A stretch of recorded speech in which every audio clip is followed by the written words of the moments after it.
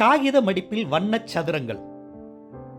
குழந்தைங்களா, இந்த காணொலியில் நமக்கு எளிமையாக கிடைக்கக்கூடிய வண்ண காகிதங்களை வச்சு வித்தியாசமான சதுரங்களை எப்படி செய்யலாம்னு பார்க்க போகிறோம். இதுக்கு தேவையான பொருட்கள் 20 சென்டிமீட்டர் நீளமும் 3 சென்டிமீட்டர் அகலமும் இருக்கிற நீல வண்ண காகிதங்கள், பசை, கத்திரிக்கோல், இது எல்லாம் தான். இங்கே நான் செய்கிறது மாதிரி பச்சை வண்ண காகிதத்தில் மேலே சிவப்பு வண்ண காகிதத்தை நடுவில் வச்சு ஒட்டுங்க. 2 அமைப்பும் இப்போ ஒரே மாதிரி தான் இருக்கு. இந்த சிவப்பு வண்ண காகித முனைகளை வளைச்சு செலோ டேப் போட்டு ஒட்டுங்க.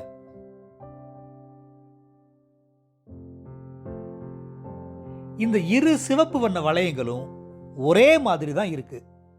அடுத்து பச்சை வண்ணத்தை ஒட்டலாம். இதுல ஒரு முனையோட முனை சரியாகவும் இன்னொன்று 180 டிகிரி முறுக்கி இப்படியும் ஒட்டிக்கலாம். இப்போ இந்த 2 காகித வளையங்களோட அமைப்புகள் எப்படி இருக்குன்னு பார்க்க போறோம். முதல்ல முனைகளை வளைக்காம நேரா ஒட்டின காகித வளையத்தை நடுக்கோட்டு வழியா இதே மாதிரி வெட்ட போறேன். பாத்தீங்களா, நாம எந்த முனையையும் முறுக்காம ஒட்டின காகித வளையம் இது மாதிரி வந்திருக்கு. இப்போ நாம ஒரு முனையை மட்டும் முறுக்கி ஒட்டணும்ல, அதை வெட்ட போறேன். இதோட அமைப்பு எப்படி இருக்குன்னு பாருங்க. இதுலயும் 2 வளையங்கள் வந்திருக்கு. ஆனா ஒரு வளையம் கீழாகவும் ஒரு வளையம் மேலையும் வந்திருக்கு. இதை இன்னும் வெட்டலாம். இங்க பாருங்க, இந்த வளையத்தை முழுசா வெட்டினா சதுரமா வந்திருக்கு. இந்த வளையத்திலையும் சதுரம் தான் வந்திருக்கு. ஆனா என்ன வேறுபாடு சொல்லுங்க பார்க்கலாம்.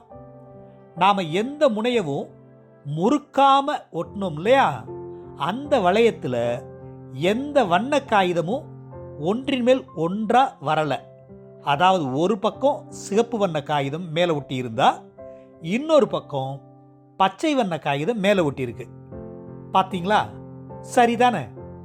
ஆனா நாம ஒரே ஒரு முனையை முறுக்கி ஒட்டணும் இல்லையா, இந்த வளையத்தை பாருங்க. இதுல ஒரு முனை சிகப்புல முடிஞ்சா அடுத்த முனை பச்சை வண்ணத்துல முடிஞ்சிருக்கு. அதாவது ஒரு வண்ணத்தின் முனைக்கு மேல மற்றொரு வண்ணத்தின் முனை வந்திருக்கு. இந்த அமைப்பை உங்களால புரிஞ்சுக்க முடியுதா? இது மாதிரி வித்தியாசமான வளையங்களை செஞ்சு அதோட அமைப்புகளை புரிஞ்சுக்க முயற்சி செய்யுங்க. உங்க சிந்திக்கும் திறன் இன்னும் நல்லா வளரும். செய்வீங்களா? இத்தகைய பயிற்சியை மேற்கொள்றது மூலமா எளிய பொருட்களை வச்சு நம்மோட படைப்பாற்றல் திறனை நாமே வளர்த்துக்க முடியும்.